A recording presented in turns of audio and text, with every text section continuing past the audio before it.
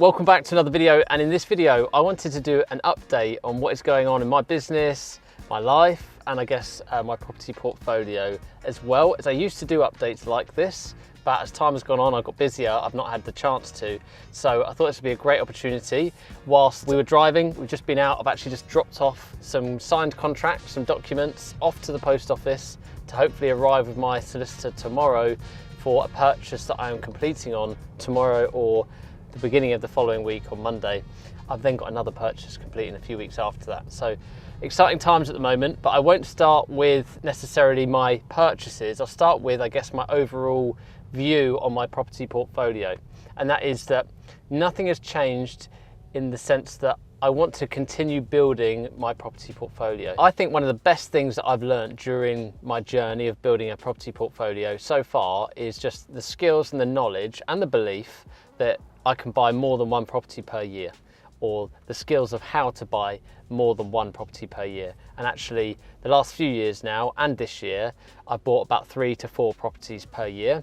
And although that's not amazing in comparison to some people I see on social media who are buying 10 per year, 15 properties per year, and so on. Imagine if I'm able to buy 4 properties per year for the next 10 years. You know, the compound effect of that is pretty significant. That's one of the most important things I've learned, and I want to continue doing that. I want to continue adding 3 or 4 great properties to my portfolio each year, and ones that I want to hold on to for 20, 30, 40 years from now.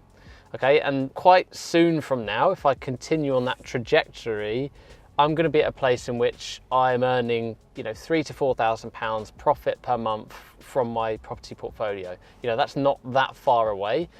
And at which point, if I pulled back on my lifestyle and the way that I live, I could potentially, you know, quote unquote, retire, which, although is very appealing, is absolutely not what I would do. I guess the positive and the negative to the person that I am and the mindset that I have that has allowed me to get to this place within just a matter of years is definitely a negative in the sense that I can't really sit still and I really can't do nothing. Okay, and I think that is really a positive and a negative. Negative because sometimes it would be nice to have peace in your mind and not always be thinking about the next thing, but it's a real positive because I really seek progression. And therefore I'm always looking for that next thing, the bigger and the better. And I've had a good success rate because of that. So I want to continue doing, you know, building my portfolio, focusing on getting to that place where I do have that really good foundation, which means that I can live a comfortable lifestyle, even if I did pull back on some of the parts of my business that I do. That's really where my portfolio is at. As I've already mentioned, I've got a couple of completions happening. One this week, one in a few weeks' time. I'm looking to add 2 more other units to my portfolio this year after those. So I need to get busy and get finding properties as soon as possible. I'm always on the lookout. And I'm doing that still within the Northwest, but also in the Southeast, which is closer to home.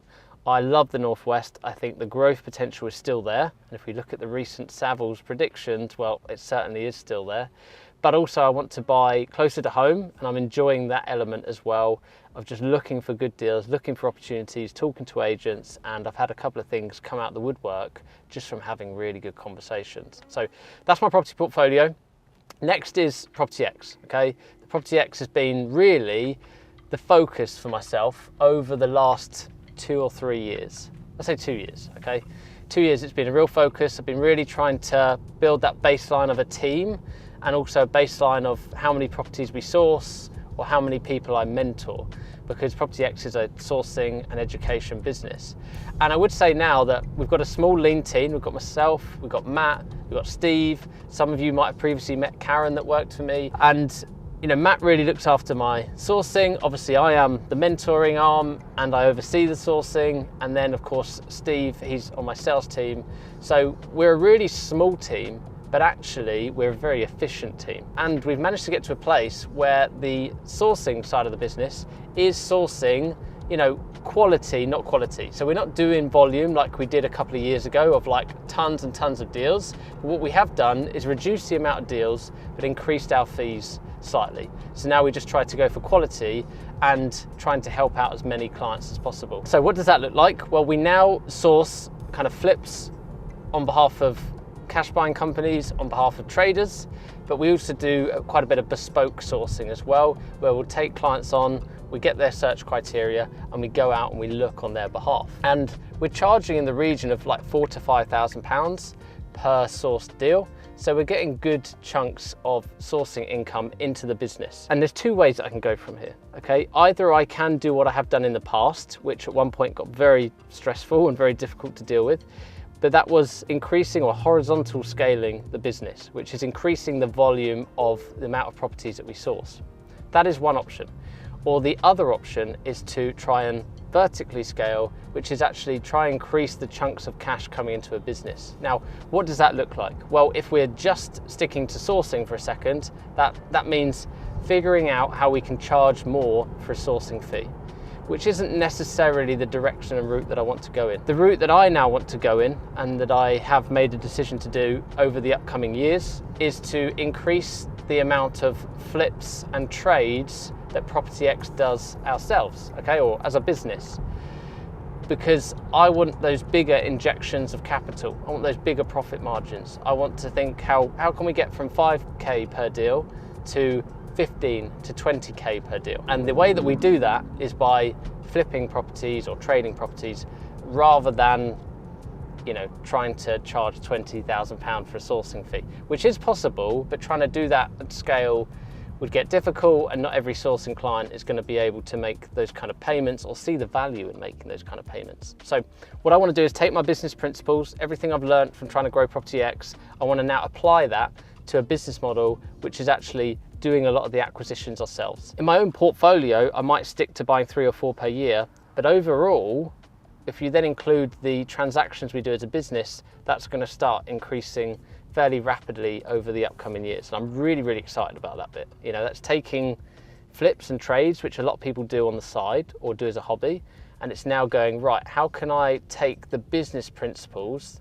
that I've learned, some of the mistakes I've learned as well, how can I take that from the previous couple of years? How can I apply that to doing houses at volume? And then go on to bigger projects and so on. That is Property X. That is the future of what will most likely happen. I'm just building out that plan. So it's not something that's coming in imminently, but it will be happening in the very near future. And as I said, I'm very, very excited about that. I really think we're in a good place right now. You know, just covering the market for a second, because this is quite a date specific video, and I want to be able to look back on this video, think about the plans that I was sharing with you. I really think we're in a good place of where the market is.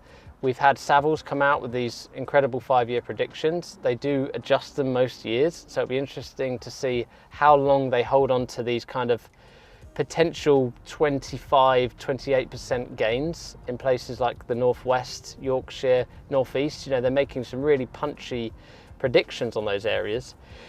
But I also want to look back on, you know, exactly where we are right now. We've got an election coming up, which I think we should all absolutely ignore. Okay, I mean ignore in the sense that we don't worry about an election, we continue buying. I actually think this will probably produce a really good time to buy now, because I think on the back end of that, the reality is there isn't going to be that much change in the market. Whether it's a certain party or one or another, it's unlikely to have a big swing. All an election does is create a bit of uncertainty, which isn't a bad thing if you're a property investor and you're trying to buy a good deal. But most people, what they do when they hear election uncertainty is they panic and they pull back and they stop investing. Whereas investors, we need to go, right, I'm pushing forward. I am investing more time, more money into finding good deals because now's a good time. Combine that with interest rates have obviously been high or been increasing over the last few years. We finally kind of seen them balance out, and it's looking like that they could come down. There's no certainty around that. It's looking like they could come down. It's also looking as if inflation is coming down and is staying down, which will probably more likely mean that interest rates will come down in time. And I actually see activity back in the market again. You know, I'm going to agents, I'm saying, what motivated sellers have you got for me? What deals have you got for me? And they're going, Justin, we've gone from selling 4 houses per month to 20 houses per month. And it's ramped up within the space of 4 to 6 weeks. They go, we're just inundated with viewings, with offers. I'm like, don't tell me that. As much as I want my portfolio to continue growing and to see the capital appreciation, I actually don't want to see that right now. I'm still in the portfolio building phase. I don't want too much appreciation at this point because I want to keep buying properties. I want to keep adding at the right price. So I think for anyone that's buying BRR deals right now, you know, flips, HMOs, I think this is a complete, you know, put my finger in the air moment. But I believe that 3 months, 6 months, 9 months from now, the market could be in a good place, okay? Not financial advice, so do not follow that. If you're just purely making decisions off of what I've said there, do your own homework, do your own research, do your own due diligence. But I think this is a great time to think about buying right now. And I really wanted to share that in this video because these videos are partly for you guys, but they're partly for me to look back on when I'm an old man sitting in my rocking chair with a cigar in hand, and I think, let's watch how I got here. And I think it's a really good time to mark that timeline. But interested to know what you think. Put the comments below, and I look forward to seeing you in a future video.